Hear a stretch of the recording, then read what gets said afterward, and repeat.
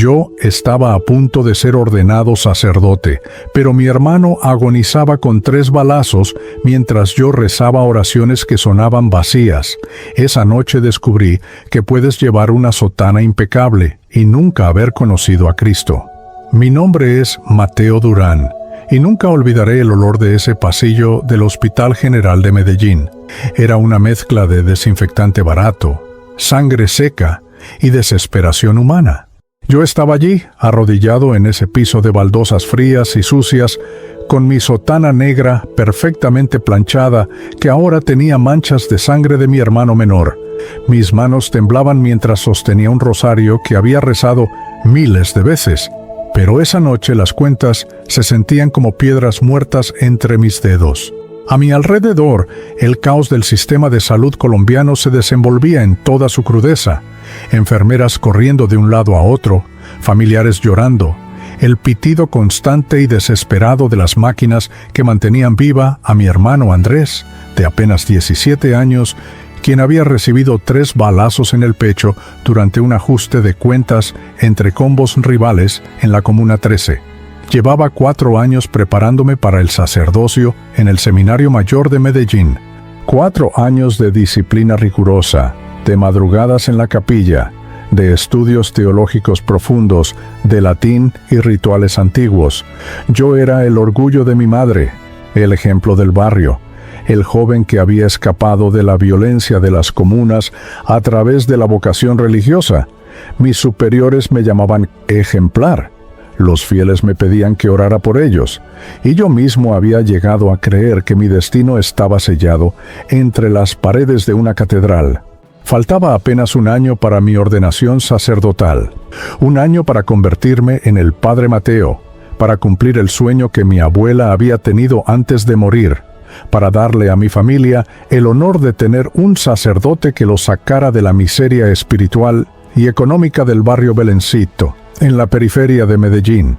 Pero mientras yo estudiaba teología sistemática y recitaba el breviario en las mañanas silenciosas del seminario, mi mundo real se estaba desmoronando.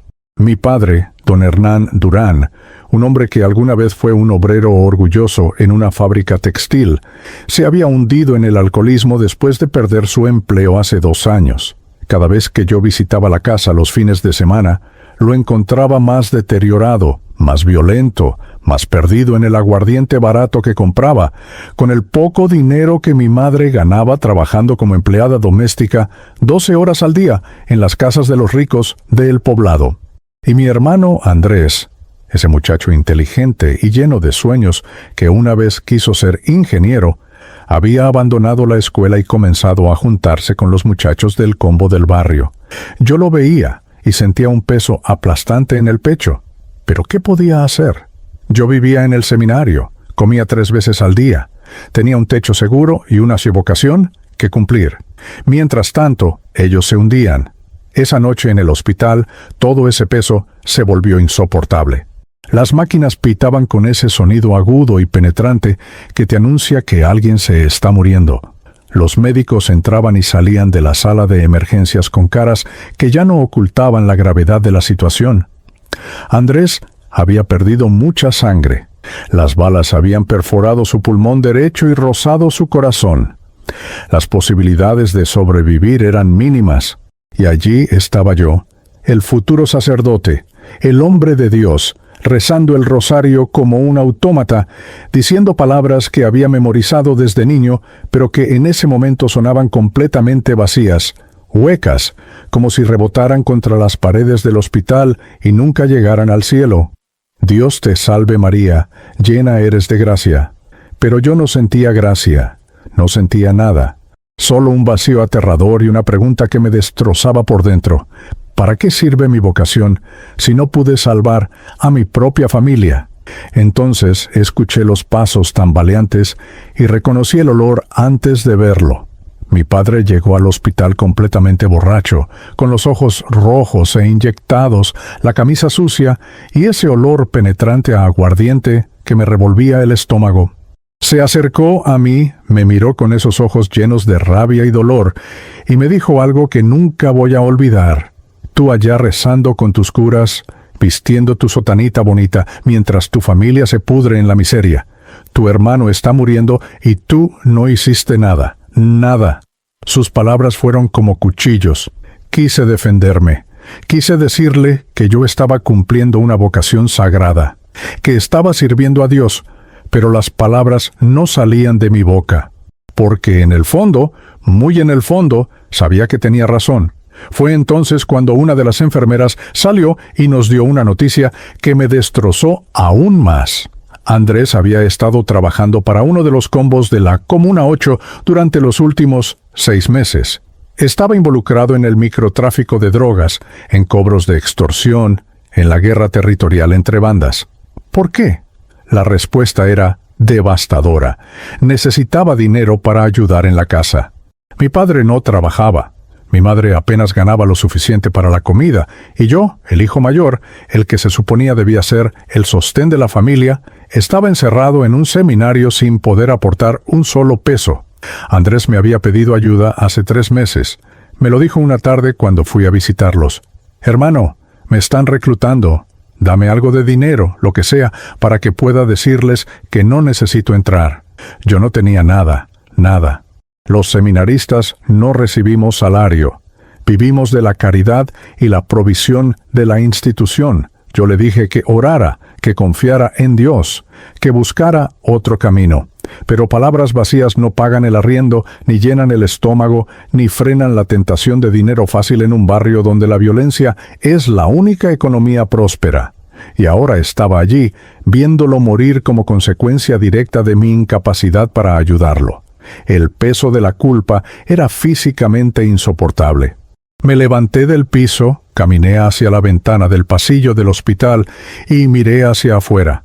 Desde allí se veía la ciudad de Medellín, con sus luces parpadeantes en las montañas, las comunas pobres trepadas en las laderas, y a lo lejos, la imponente catedral iluminada, donde yo había pasado tantas horas en adoración silenciosa. Y en ese momento tuve un pensamiento que me aterrorizó.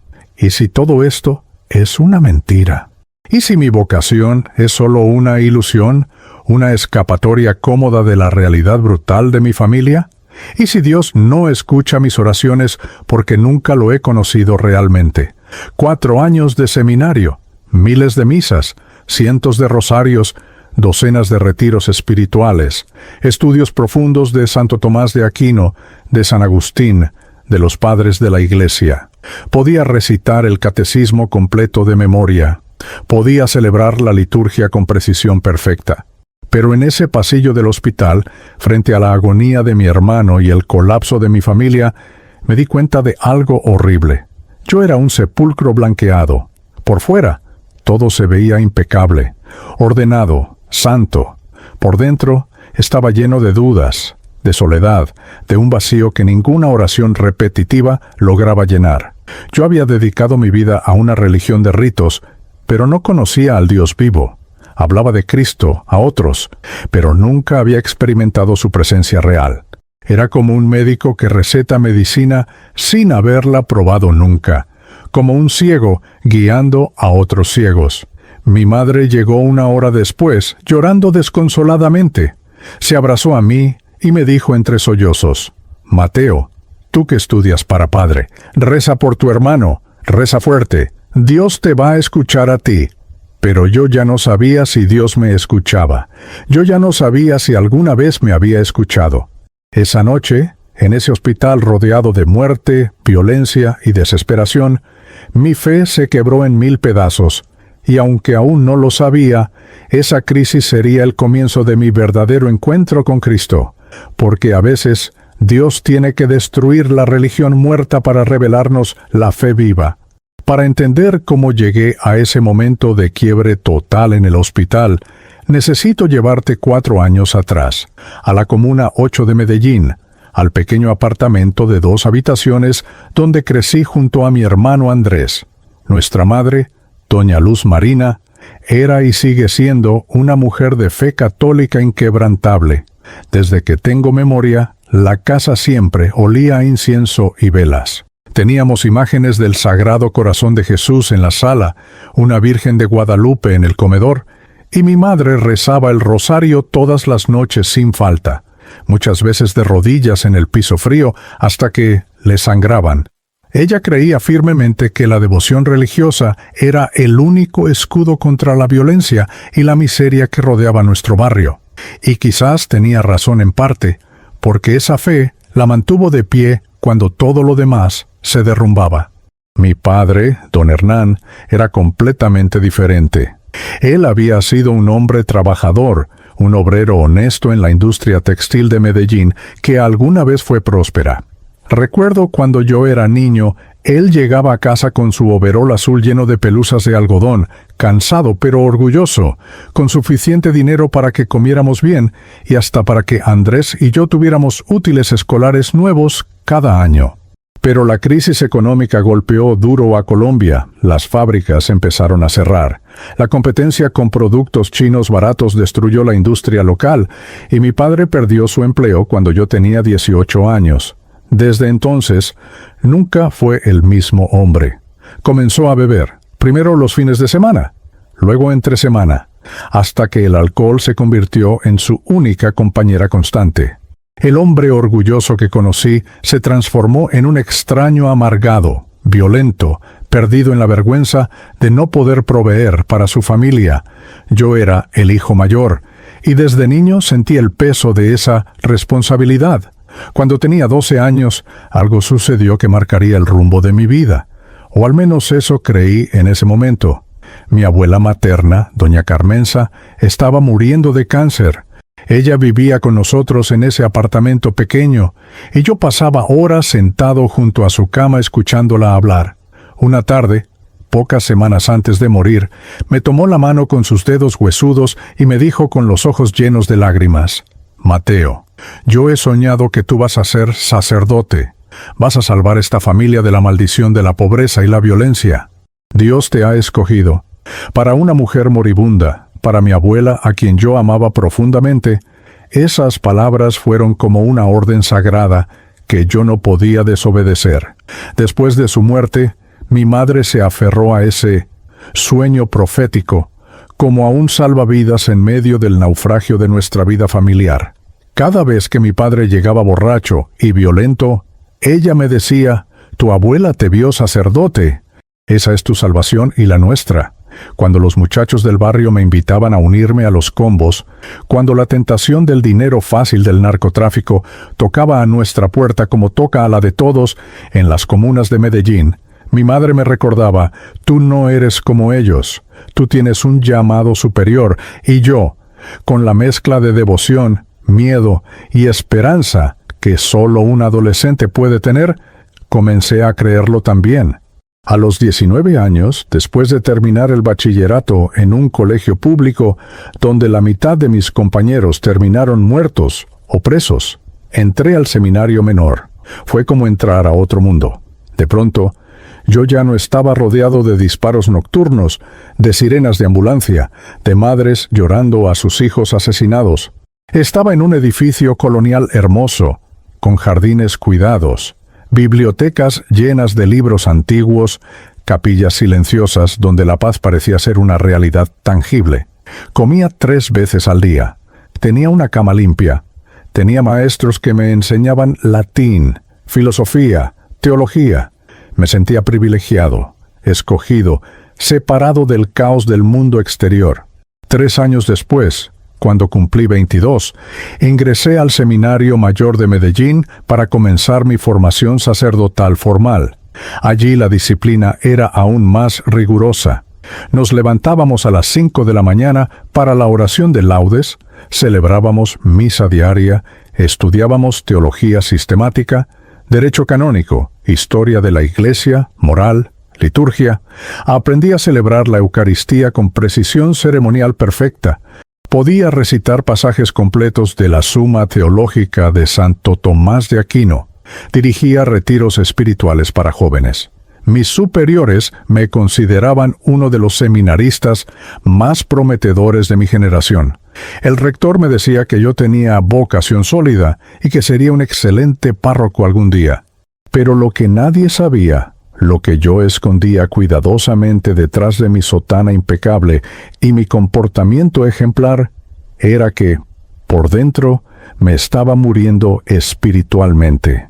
Cada mañana me arrodillaba en la capilla y repetía las mismas oraciones que había repetido miles de veces, pero las palabras se habían vuelto mecánicas, automáticas, vacías.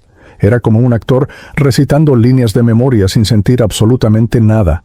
Miraba las imágenes de los santos en las paredes, miraba el crucifijo enorme sobre el altar, miraba la estatua de la Virgen María con su rostro de yeso perfectamente pintado.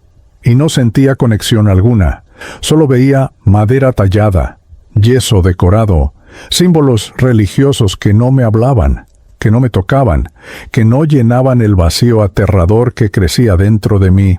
Comencé a tener dudas teológicas profundas que no me atrevía a compartir con nadie. Cuestionaba doctrinas que se suponía debía defender. Me preguntaba por qué teníamos que orar a los santos cuando la Biblia parecía indicar que debíamos orar directamente a Dios. Me preguntaba por qué nuestras misas se sentían tan diferentes a las descripciones de las reuniones de la iglesia primitiva en el libro de Hechos.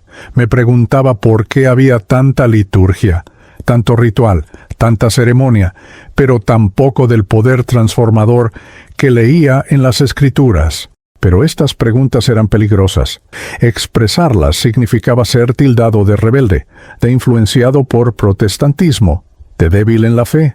Así que las guardaba dentro, donde se pudrían y me envenenaban lentamente. Y mientras yo vivía esa doble vida espiritual, mi familia se desmoronaba al otro lado de la ciudad. Cada 15 días, los domingos por la tarde, tenía permiso para visitar a mi familia. Y cada visita era más dolorosa que la anterior. Veía a mi padre hundiéndose más profundo en el alcoholismo. La fábrica donde trabajó durante 20 años había cerrado definitivamente, y él ya ni siquiera buscaba empleo. Se levantaba al mediodía, bebía hasta la noche, gritaba, a veces golpeaba las paredes, a veces golpeaba a mi madre cuando ella le reclamaba. Yo intentaba hablar con él, pero él me miraba con desprecio. ¿Tú qué vas a saber de la vida real, si vives encerrado con los curas, protegido, sin preocupaciones? Y tenía razón. ¿Qué sabía yo del dolor de un hombre que perdió su dignidad, su propósito, su valor como proveedor? Mi madre se había convertido en el único sostén económico de la casa, trabajando como empleada doméstica en las mansiones de El Poblado, el barrio rico de Medellín. Salía a las 5 de la mañana y regresaba a las 8 de la noche, agotada, con las manos agrietadas de tanto lavar y limpiar, con la espalda adolorida de tanto trapear pisos ajenos. Ganaba apenas lo suficiente para pagar el arriendo del apartamento y comprar comida básica. No había dinero para nada más, ni para reparar el techo que goteaba cuando llovía, ni para comprarle uniformes nuevos a Andrés, ni para medicinas cuando se enfermaban. Y Andrés, mi hermano menor, se estaba perdiendo ante mis ojos.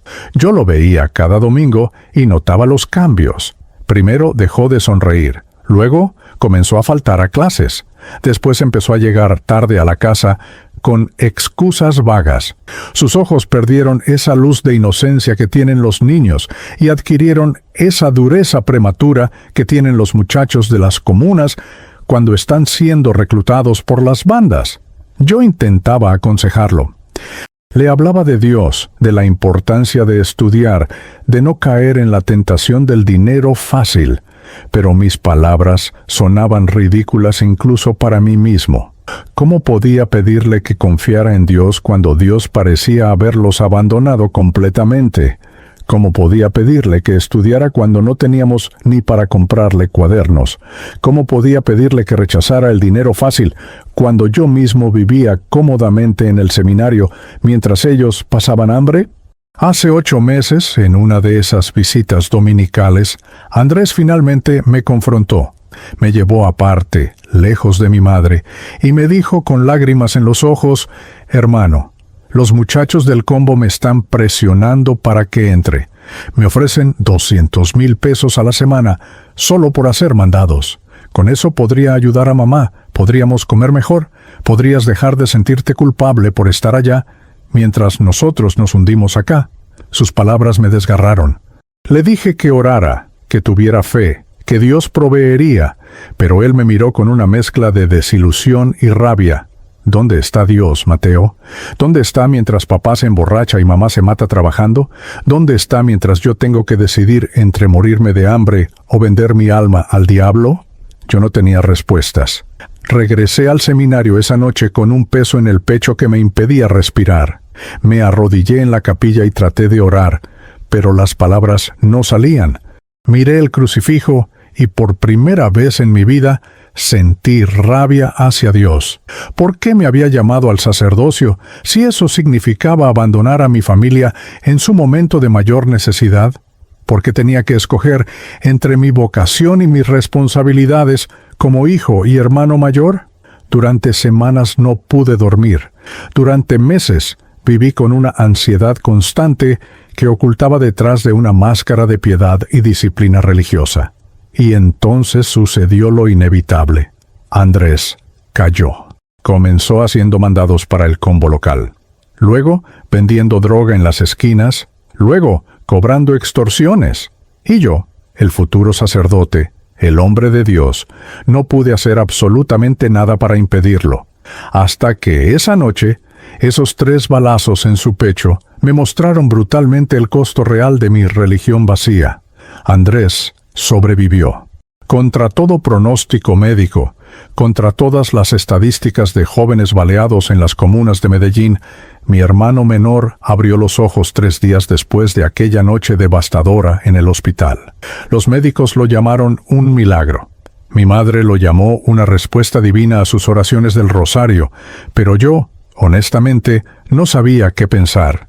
Estaba aliviado, agradecido, pero al mismo tiempo más confundido que nunca. Andrés quedó hospitalizado con pronóstico de recuperación lenta. Necesitaría al menos 2 semanas de observación médica y luego meses de fisioterapia. Las balas habían hecho daño severo, pero ningún órgano vital fue destruido completamente. Era, objetivamente hablando, un milagro médico. Al día siguiente de que Andrés despertara, tomé una decisión que sacudiría todo mi mundo religioso. Llamé al rector del seminario mayor y le dije que necesitaba un permiso indefinido para quedarme con mi familia. Su respuesta fue exactamente lo que esperaba, pero dolió de todas formas. Mateo, entiendo tu situación familiar, pero estás a menos de 1 año de tu ordenación sacerdotal. Este es un momento crucial en tu formación. No puedes simplemente abandonar tu vocación porque tu familia tiene problemas. Todos tenemos cruces que cargar, y parte de tu llamado es aprender a poner a Dios por encima de los lazos familiares, como Cristo mismo enseñó. Sus palabras estaban respaldadas por la teología, por la tradición, por 2000 años de enseñanza sobre el celibato y el desprendimiento que se requiere del sacerdocio. Pero en ese momento, sentado en una silla plástica incómoda al lado de la cama de hospital, donde mi hermano luchaba por respirar, esas palabras me sonaron huecas, frías, casi crueles. Le respondí algo que nunca pensé que diría. Padre Rector, con todo respeto, si mi vocación no me permite estar presente cuando mi familia se está desmoronando, entonces tal vez no es la vocación correcta para mí. Hubo un silencio largo del otro lado del teléfono. Finalmente, con un tono que mezclaba decepción y advertencia, me dijo: «Mateo, piensa muy bien lo que estás haciendo. Estás dejando que las emociones y las circunstancias temporales nublen tu juicio. Oraré por ti, pero te advierto que, si te ausentas por más de 2 semanas sin autorización oficial, tu lugar en el seminario estará en riesgo». Colgué el teléfono sintiendo una mezcla extraña de terror y liberación. Fue esa misma tarde cuando conocí a una persona que cambiaría mi vida para siempre. Yo estaba solo en la habitación del hospital con Andrés, quien dormitaba bajo el efecto de los analgésicos, cuando escuché pasos en el pasillo y una voz cálida preguntando: «¿Puedo pasar?».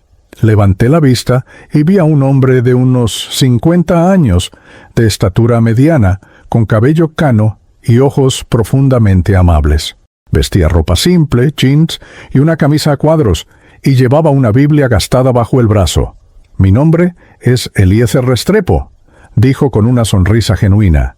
«Soy pastor de una iglesia evangélica aquí cerca y tenemos un ministerio de visitas hospitalarias. Venimos a orar por los enfermos y sus familias. ¿Puedo orar por su familiar?» Mi primera reacción fue de sospecha y rechazo. Los evangélicos, los protestantes, los que rompieron la unidad de la iglesia, los que rechazaban la tradición y la autoridad del Papa. Todo lo que me habían enseñado en el seminario sobre ellos vino a mi mente, pero algo en la sinceridad de ese hombre, en la paz que emanaba de su presencia, me hizo dudar. Miré a Andrés dormido. Pensé en todas mis oraciones mecánicas que no parecían llegar a ningún lado, y dije, «Adelante, puede orar». Lo que sucedió a continuación me dejó completamente descolocado. El pastor Eliezer se acercó a la cama de Andrés, puso su mano suavemente sobre la cabeza de mi hermano, cerró sus ojos y comenzó a orar, pero no era como las oraciones que yo conocía. No recitó fórmulas memorizadas, no usó palabras rebuscadas en latín. Simplemente habló con Dios como si estuviera hablando con un Padre amoroso que estaba allí mismo en la habitación. «Padre Celestial, en el nombre de Jesús, te pedimos por la sanidad completa de este joven. Tú conoces su nombre, conoces su dolor, conoces su historia. Te pedimos que toques su cuerpo, que restaures lo que las balas destruyeron, que le des una segunda oportunidad para conocerte y servirte. Quebranta las cadenas de violencia que lo atraparon. Líbralo del camino de muerte que estaba recorriendo. Que este momento de dolor se convierta en su punto de encuentro contigo». Lo que me impactó no fueron solo sus palabras, sino la autoridad con la que oraba, la confianza absoluta de que Dios lo estaba escuchando, la intimidad con la que se dirigía al Padre. Y algo aún más sorprendente sucedió. Andrés, que estaba sedado, comenzó a llorar. Las lágrimas corrían por sus mejillas cerradas, como si algo profundo dentro de él estuviera siendo tocado. Cuando el pastor terminó de orar y abrió los ojos, yo estaba paralizado, sin saber qué pensar o sentir. El pastor Eliezer me miró y notó mi sotana negra que estaba colgada en el respaldo de la silla. «Veo que usted es seminarista», dijo sin juicio en su voz, solo con curiosidad genuina. «Qué hermoso que dedique su vida a servir a Dios». Yo asentí, sin saber qué decir, y entonces, con una amabilidad que desarma, me hizo una pregunta que fue como una bomba en mi pecho. «Hermano, veo su vocación religiosa, pero déjeme preguntarle algo personal. ¿Usted conoce a Jesús o solo conoce sobre Jesús?» La pregunta me ofendió inicialmente. ¿Cómo se atrevía este protestante a cuestionar mi relación con Cristo? Yo había estudiado cristología, soteriología, había leído a los grandes teólogos católicos. Yo celebraba misa, estudiaba las Escrituras, me preparaba para administrar los sacramentos. Por supuesto que conocía a Jesús, pero antes de que pudiera responder defensivamente, el pastor continuó. «No lo digo con ánimo de ofender a ese hermano, es solo que veo algo en sus ojos que reconozco porque yo también lo viví. Veo hambre espiritual, veo búsqueda. Veo a alguien que tiene toda la religión, pero que todavía no ha experimentado la presencia viva de Cristo». Sus palabras me penetraron como rayos X, exponiendo verdades que yo había ocultado incluso de mí mismo. Me quebré. Las lágrimas que había estado reprimiendo durante días finalmente salieron. «No sé qué es lo que tengo», le confesé a este extraño que de alguna manera se sentía más seguro que mis propios superiores religiosos. «He dedicado 4 años al sacerdocio, pero me siento vacío. Rezo todos los días, pero no siento a Dios. Estudio teología, pero no tengo paz. Y mi familia se está destruyendo, mientras yo estoy atrapado en una religión que no tiene poder para salvarlos ni para salvarme a mí». El pastor Eliezer se sentó a mi lado y me habló durante casi 1 hora.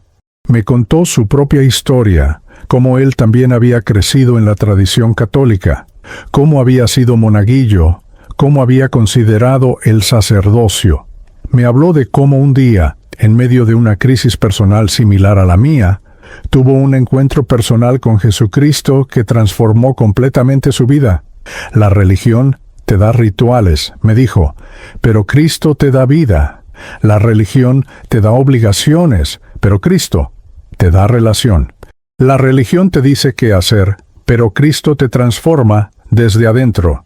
Antes de irse, me invitó a visitar su iglesia evangélica, una congregación pequeña en el barrio Villa Hermosa.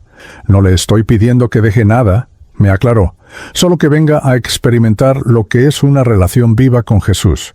Venga y vea la diferencia. Mi orgullo religioso se resistía. Yo había sido entrenado para ver a los evangélicos como desviados de la verdad, como emocionalistas sin profundidad teológica, como sectas peligrosas. Pero mi desesperación era mayor que mi orgullo. No sé. Le respondí honestamente. Déjeme pensarlo. Durante los siguientes días, mientras Andrés se recuperaba lentamente en el hospital, esa conversación no salía de mi mente. La pregunta del pastor me perseguía. ¿Conocía yo a Jesús o solo conocía sobre Jesús? Comencé a observar mi propia vida espiritual con honestidad brutal. Podía recitar el credo niceno completo de memoria, pero ¿cuándo fue la última vez que sentí gozo al hacerlo? Sabía todos los detalles teológicos sobre la Santísima Trinidad, pero ¿había experimentado alguna vez el poder del Espíritu Santo? Había estudiado los milagros de Cristo en los Evangelios, pero ¿había visto alguno en mi propia vida o en la vida de mi familia? El punto de quiebre vino una semana después. Andrés ya estaba consciente y recuperándose. Una tarde estábamos solos en la habitación del hospital y él me dijo algo que me destrozó. Hermano, cuando ese pastor oró por mí, sentí algo que nunca había sentido en toda mi vida. No sé cómo explicarlo, pero fue como si una presencia real estuviera en la habitación. Sentí paz, sentí amor, sentí que alguien me conocía completamente y aún así no me rechazaba. Cuando salga de aquí quiero ir a esa iglesia que él mencionó. Mi hermano de 17 años, que había estado involucrado en pandillas, drogas y violencia, que nunca mostró el menor interés en Dios, estaba diciéndome que quería ir a una iglesia evangélica. Esa noche, solo en la pequeña capilla del hospital, tuve una confrontación honesta conmigo mismo.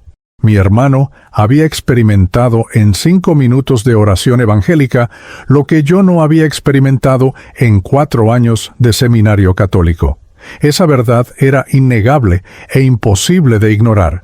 O el pastor tenía algo que yo no tenía, o mi hermano era extremadamente susceptible emocionalmente.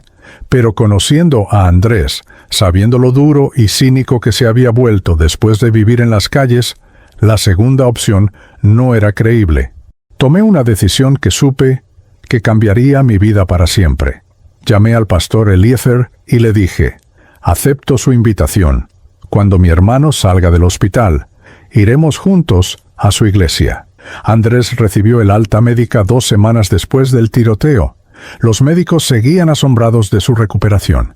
Las heridas de bala habían sanado sin complicaciones mayores. Los pulmones funcionaban casi a capacidad normal, y aunque le quedaban cicatrices físicas profundas, estaba vivo cuando todas las probabilidades indicaban que debería estar muerto. Mi madre atribuyó la sanidad a sus incesantes rosarios y a la intercesión de la Virgen de Guadalupe. Mi padre, sobrio por primera vez en semanas, debido al susto, simplemente agradeció en silencio. Pero Andrés y yo sabíamos que algo más estaba sucediendo, algo que ninguno de los dos entendía completamente, pero que ambos queríamos explorar. El domingo siguiente, tal como habíamos acordado, mi hermano y yo tomamos el bus hacia el barrio Villa Hermosa. Yo vestía mi sotana negra, no por obligación, ya que técnicamente estaba en permiso indefinido del seminario, sino porque era mi identidad, mi armadura, mi declaración al mundo de quién yo era o quién creía ser. Andrés me miró con una mezcla de curiosidad y preocupación. «Hermano, ¿vas a ir con esa sotana a una iglesia evangélica?» Le respondí con más confianza de la que realmente sentía. «Si voy a ir, voy como soy. Soy seminarista católico y no me voy a esconder». Pero la verdad es que llevaba esa sotana como un escudo protector, como una última barrera entre yo y una experiencia que intuía podría cambiar todo. La iglesia del pastor Eliezer no era lo que yo esperaba. No era un edificio colonial hermoso como las catedrales que yo conocía. Era un local comercial adaptado, en el segundo piso de un edificio modesto, con un letrero simple que decía: Iglesia Evangélica, Puerta del Cielo. Todos son bienvenidos. Subimos las escaleras estrechas y entramos a un salón rectangular con sillas plásticas, paredes pintadas de blanco con versículos bíblicos escritos a mano y un pequeño estrado al frente con un púlpito de madera y un teclado electrónico. No había imágenes religiosas, no había velas, no había estatuas, solo una cruz vacía en la pared frontal, sin el Cristo crucificado que yo conocía. Esa cruz vacía me perturbó profundamente porque era un símbolo que yo había visto 1000 veces, pero nunca había entendido realmente. El pastor Eliezer nos recibió con un abrazo cálido. Hermano Mateo, hermano Andrés, qué alegría tenerlos aquí. Nos sentó en la tercera fila. El lugar se fue llenando poco a poco con personas de todas las edades, familias humildes del barrio, gente trabajadora que llegaba con sus Biblias gastadas y caras de expectativa genuina. A las 10 de la mañana comenzó el culto, y lo que experimenté en la siguiente hora desafió todo lo que yo conocía sobre adoración. Un grupo de jóvenes con guitarras, teclado y batería comenzó a tocar. No era música litúrgica solemne como los cantos gregorianos que yo conocía. Era música contemporánea, vibrante, con ritmo.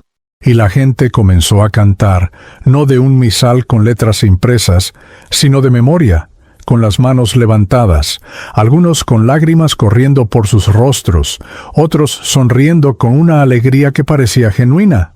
Cantaban cosas como: porque Él vive, puedo enfrentar el mañana.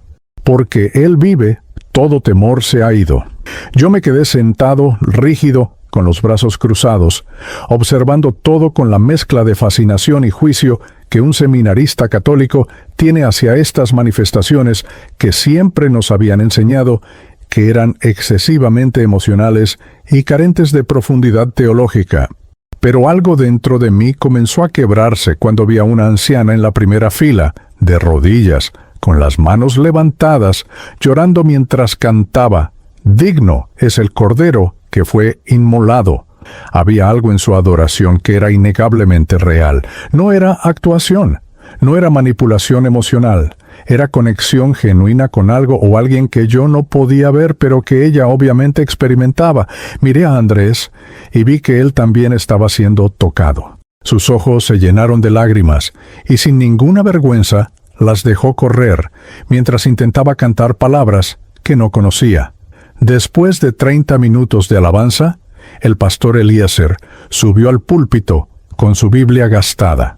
Oró una oración simple, pidiendo que el Espíritu Santo hablara a través de él, y comenzó a predicar. Su sermón se tituló Religión versus Relación.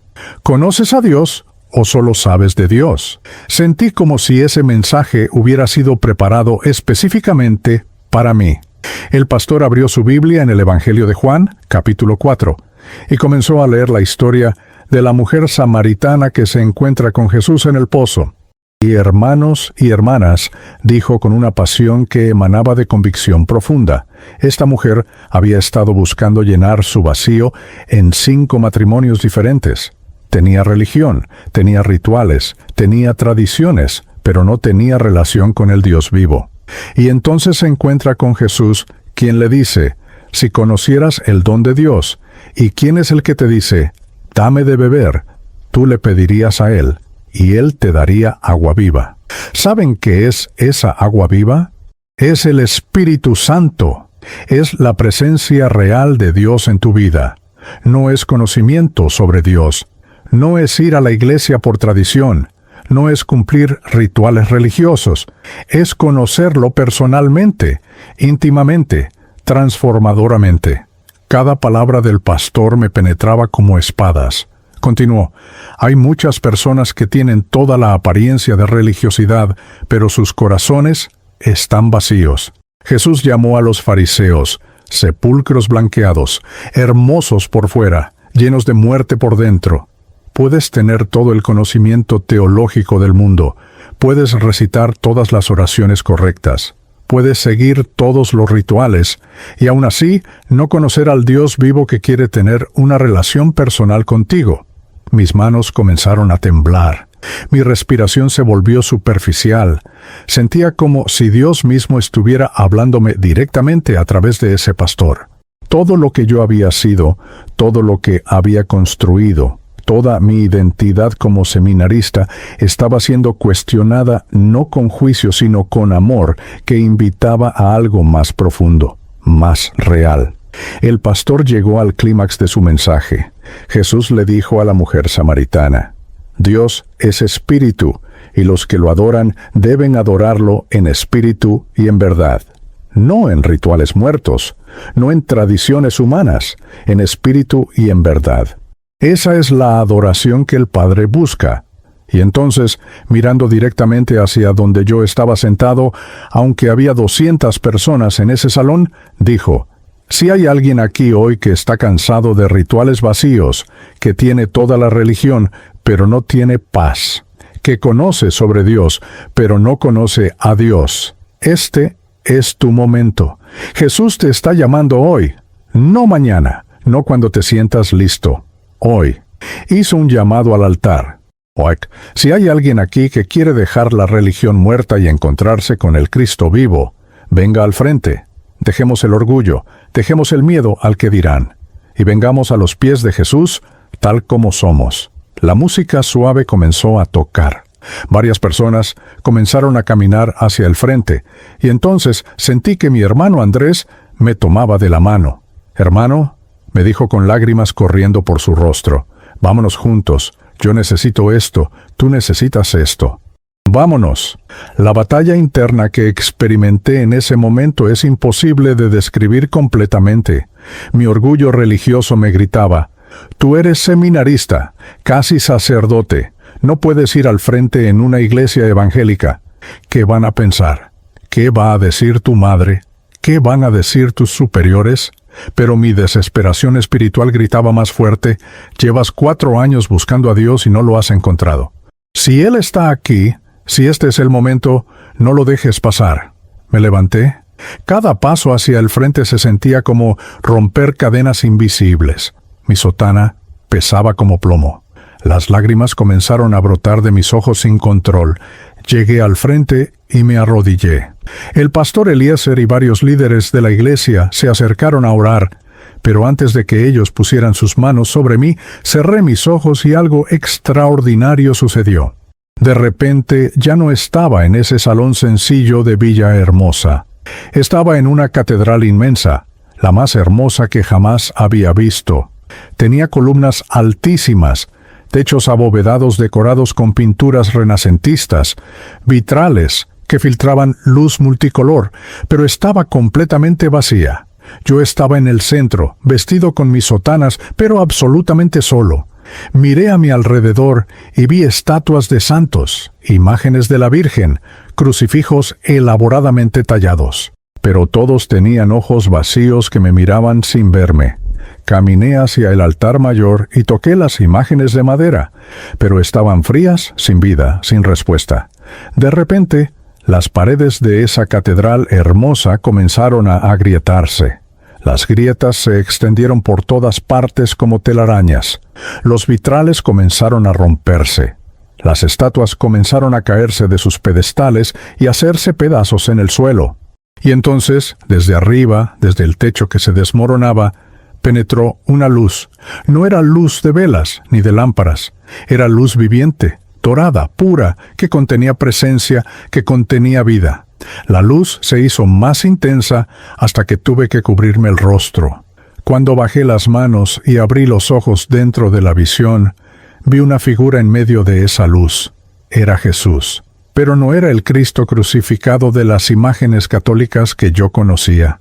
Era Cristo resucitado, glorioso, radiante, vivo. Vestía túnicas blancas que brillaban como el sol. Su rostro era tan lleno de amor y de poder que me hizo caer de rodillas, Y él habló. Su voz era como trueno y como susurro al mismo tiempo.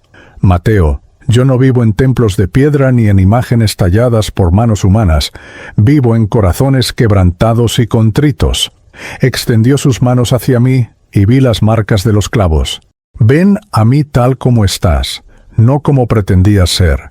No necesito tu religión, necesito tu corazón. Intenté caminar hacia él, pero mi sotana se volvió pesada como cadenas.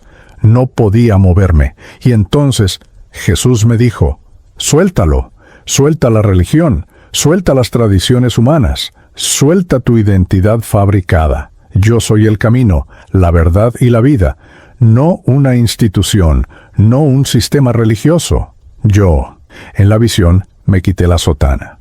Y al hacerlo, sentí una liberación física indescriptible. Las cadenas invisibles que me habían atado durante años se rompieron. Corrí hacia Jesús y Él me abrazó. Su luz me envolvió completamente y sentí algo que nunca había sentido en mi vida: amor incondicional, aceptación total, paz sobrenatural.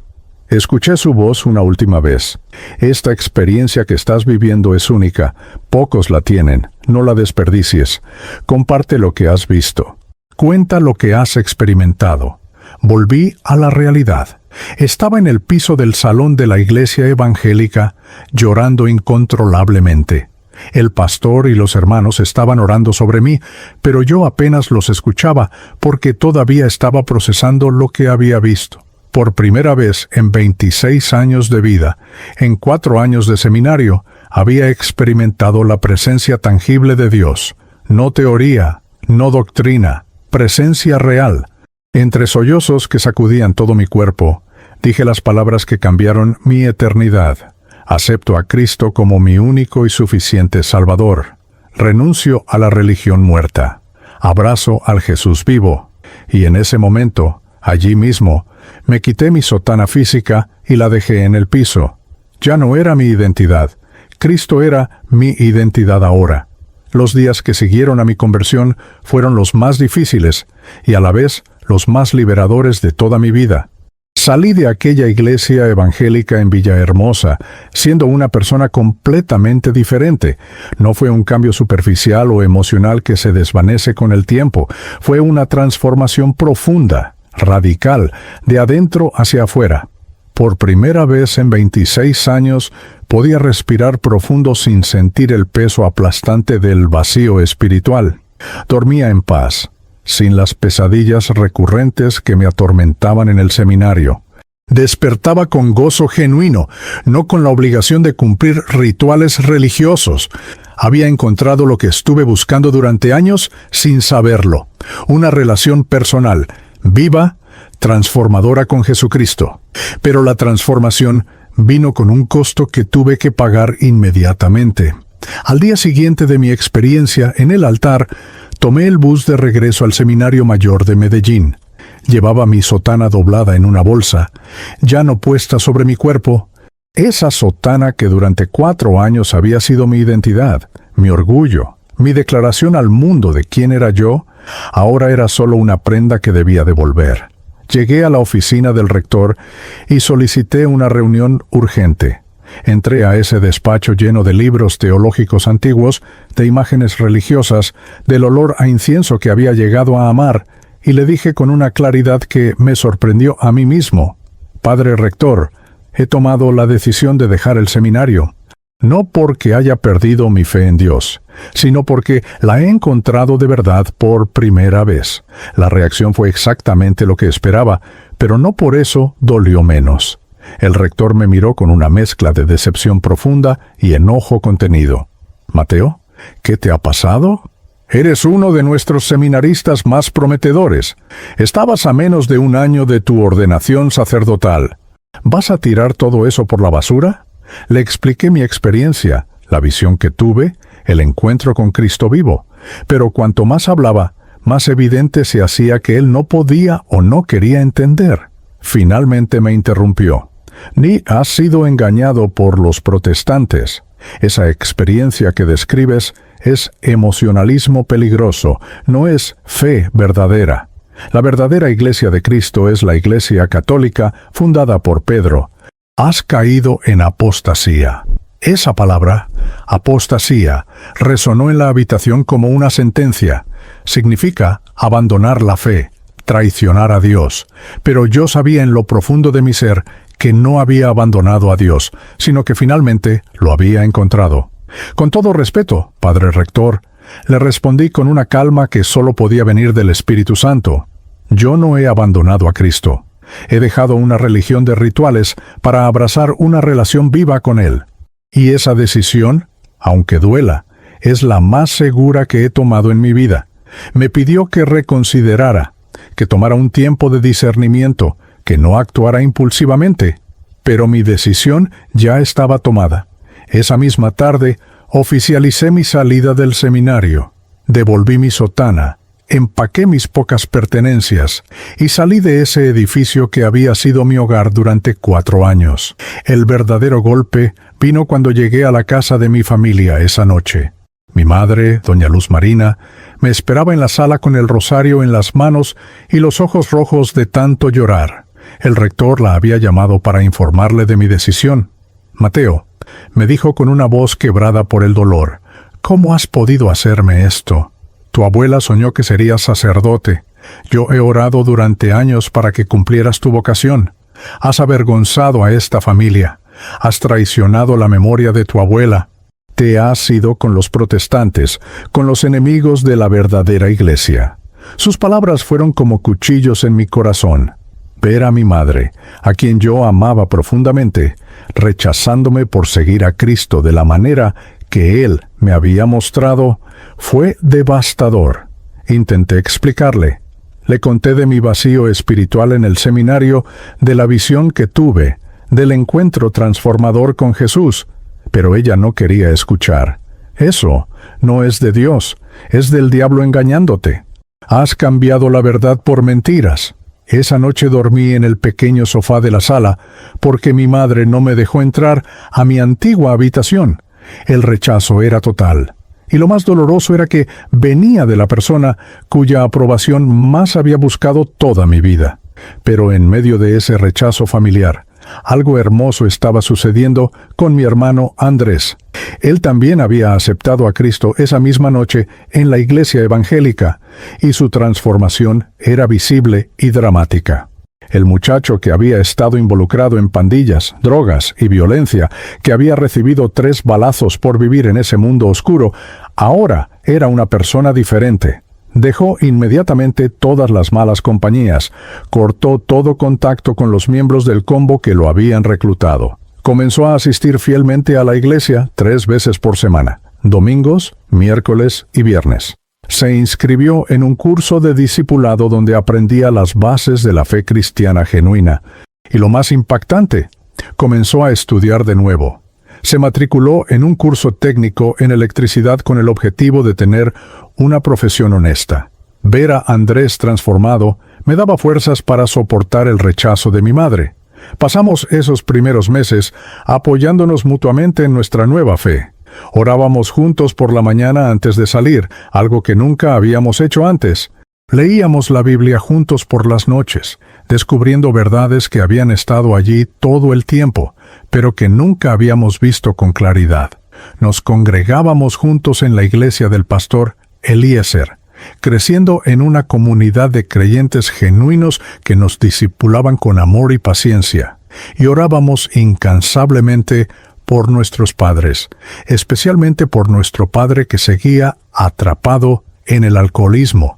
El milagro con mi padre sucedió 3 meses después de nuestra conversión. Era un viernes por la noche y don Hernán llegó a la casa completamente borracho como era su costumbre.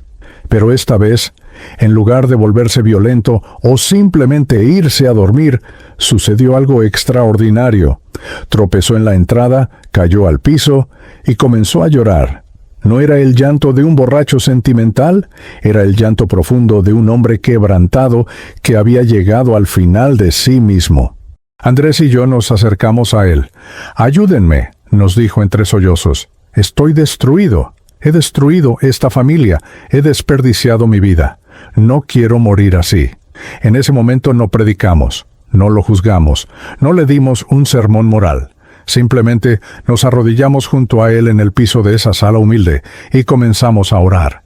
Le pusimos las manos en los hombros y clamamos a Dios por él, de la misma manera que el pastor Eliezer había orado por Andrés en el hospital. Oh, Padre Celestial, en el nombre de Jesús, toca el corazón de nuestro Padre. Quebranta las cadenas del alcoholismo, que lo han esclavizado. Dale una segunda oportunidad. Restáuralo, sánalo, transfórmalo. Y mientras orábamos, sentimos la presencia tangible del Espíritu Santo en esa sala. Mi padre, que nunca había sido un hombre emocional, comenzó a gemir como un niño. Jesús, gritaba, si tú eres real, ayúdame, no puedo más, sálvame. Esa noche, don Hernán Durán aceptó a Cristo, y no fue una conversión superficial o temporal, fue genuina y transformadora. Al día siguiente, en lugar de despertar buscando la botella, despertó buscando a Dios. Comenzó a congregarse con nosotros en la iglesia. El pastor Eliezer lo conectó con un ministerio de restauración para personas con adicciones. Comenzó un proceso de liberación que no fue fácil ni rápido, pero fue real. Hubo momentos de lucha, momentos de tentación, pero la diferencia era que ahora tenía una comunidad que lo sostenía, un Dios real que lo fortalecía y una familia que oraba por él sin cesar. 6 meses después de su conversión, mi padre cumplió medio año completamente sobrio. Un año después, cumplió 1 año sin tocar una sola gota de alcohol. Y el cambio no era solo externo, era de adentro hacia afuera. Su carácter cambió. Su manera de tratar a mi madre cambió. Comenzó a sonreír de nuevo. Encontró trabajo como guardia de seguridad en una empresa. No ganaba mucho, pero era un trabajo honesto que le devolvió su dignidad. Mi madre fue la más resistente. Durante 6 meses completos nos rechazó a los 3. Nos acusaba de haber abandonado la fe verdadera, de habernos convertido en herejes protestantes, de traicionar la tradición familiar. Pero algo que ella no podía negar era la transformación visible en su esposo y en su hijo menor. El esposo alcohólico y violento ahora era sobrio y amoroso. El hijo pandillero ahora era un joven responsable y estudioso. Y aunque ella nos acusaba de estar equivocados, los frutos de nuestra fe eran innegables. El punto de quiebre con mi madre llegó 6 meses después de nuestra conversión. Un domingo por la mañana, mientras Andrés, mi padre y yo nos preparábamos para ir a la iglesia, ella nos detuvo. «¿Quiero ir con ustedes?», dijo simplemente. No dio explicaciones largas. No admitió que había estado equivocada. Simplemente dijo que quería ver por sí misma qué era lo que había transformado tan completamente a su esposo y a sus hijos. Ese domingo, doña Luz Marina pisó por primera vez en su vida una iglesia evangélica. Se sentó en la última fila, con los brazos cruzados y el rostro lleno de escepticismo. Pero cuando comenzó la alabanza, algo la tocó. Cuando el pastor predicó sobre el amor incondicional de Dios, algo se quebró dentro de ella.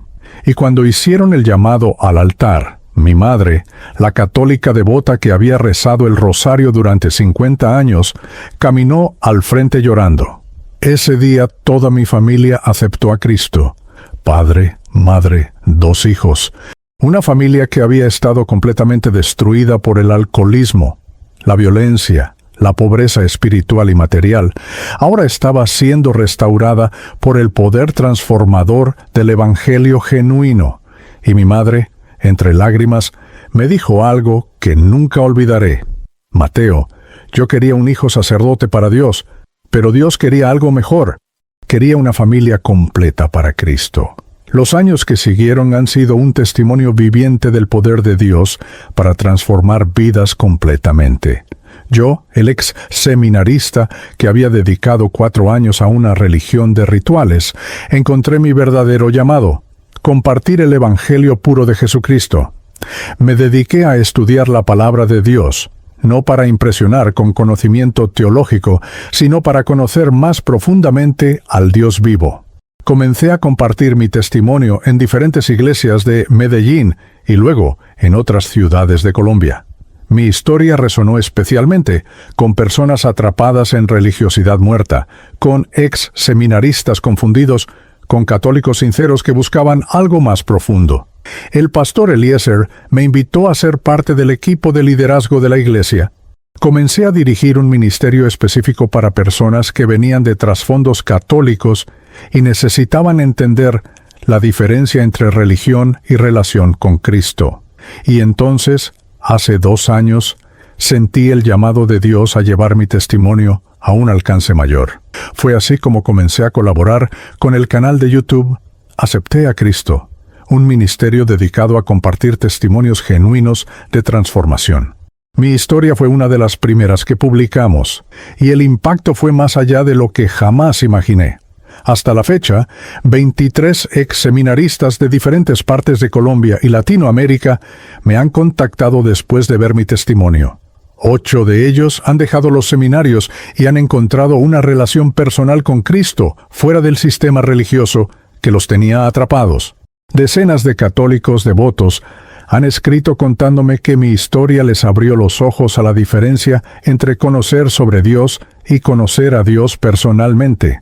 El ministerio creció. Comenzamos un programa de restauración familiar que en 2 años ha visto a 40 familias reconciliadas y restauradas por el poder del Evangelio. Mi hermano Andrés ahora es líder del ministerio de jóvenes en nuestra iglesia. Usa su testimonio de ex pandillero transformado para alcanzar a otros muchachos que están siendo reclutados por los combos en las comunas de Medellín.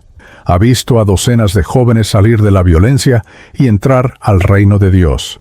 Mi padre, don Hernán, lleva ya 2 años completamente sobrio y sirve como voluntario en un ministerio de rehabilitación para personas con adicciones, ayudando a otros hombres a encontrar la libertad que él encontró en Cristo. Hace 1 año conocí a Daniela, una mujer hermosa de nuestra iglesia, que también tiene un testimonio poderoso de transformación.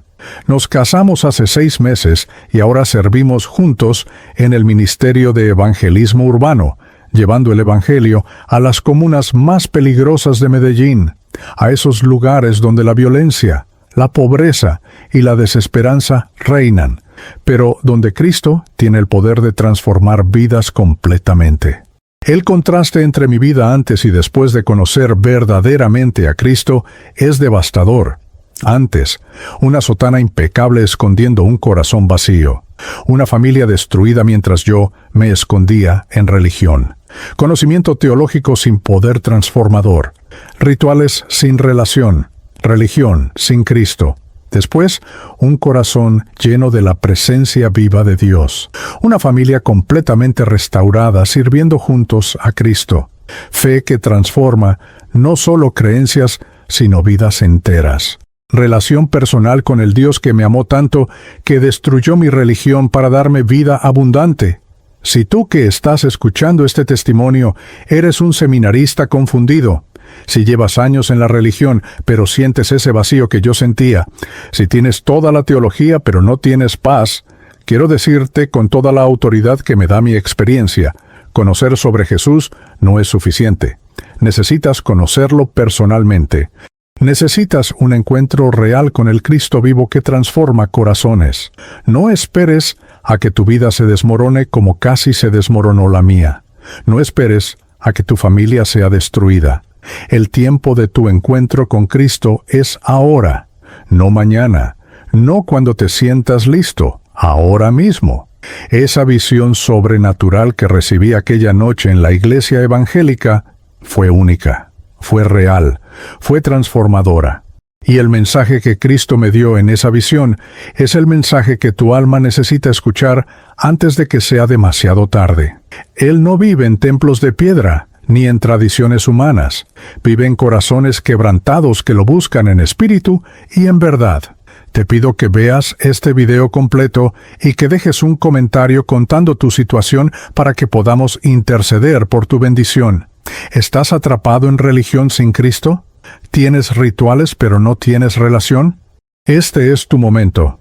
Acepta a Cristo ahora mismo, no como una doctrina, sino como tu Salvador personal. Comparte este video con alguien que esté confundido espiritualmente, con alguien que tenga religión, pero no tenga vida.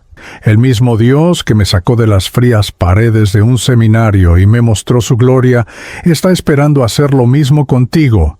No esperes más. Tu milagro es ahora o nunca.